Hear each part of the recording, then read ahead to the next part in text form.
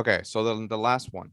So I sat down with my realtor and they explained to me that the first couple of days is doing my due diligence on the property after I get under contract. Due Mhm. diligence on the property, inspections, all that. But that only takes about 3, 4, 5 days at the most. So why are they telling me that it's going to take up to 30 to 35 days to close? What is it That's, that a lender's doing or what's going on in the background that it takes so long to close? that's a really good question. And, and and this is something that I tell my clients. As long as your monthly payment is where it needs to be, and the funds from closing is where it needs to be, and you're happy with everything, I'll take care of everything else. Because behind the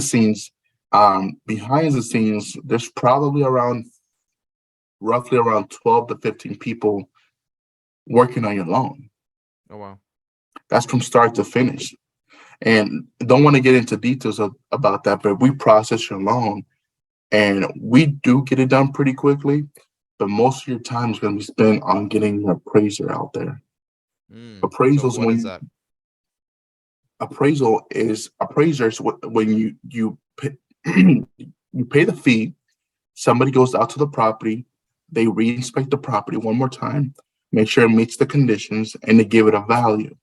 And the bank uses that value to lend you the money. And that's a very important process. That in this market, it roughly takes about 6 to 7 days, pretty quickly. Yeah, in But a hot that's most of market your it was time. taking 14 days. Yeah, Mhm. and plus, and even in some cities like in Trinity County up north, and like the Mhm. country, it will take up to 30 days sometimes. Oh So wow. Yeah, that yeah, makes sense to try to get yeah, somebody up there. It's a good point about the appraisal being probably being one of the things that takes the longest. Um, if you want to shorten your closing time, you can just always waive the appraisal. But there's some loan products that you have to have the appraisal. Like FHA, you have to have the appraisal. There's no waiving it. That's the first thing. The second thing is waiving the appraisal, which a lot of people were doing not too long ago when things were a little hotter. Um, then you're giving yourself another uh you're taking away another out from yourself.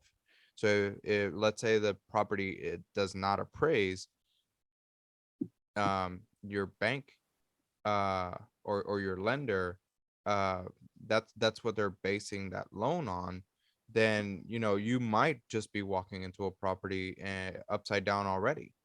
So always I would always highly suggest getting the appraisal, even if you have extra funds to make up the difference and the appraisal comes in a little lower, you can still stay in the negotiation.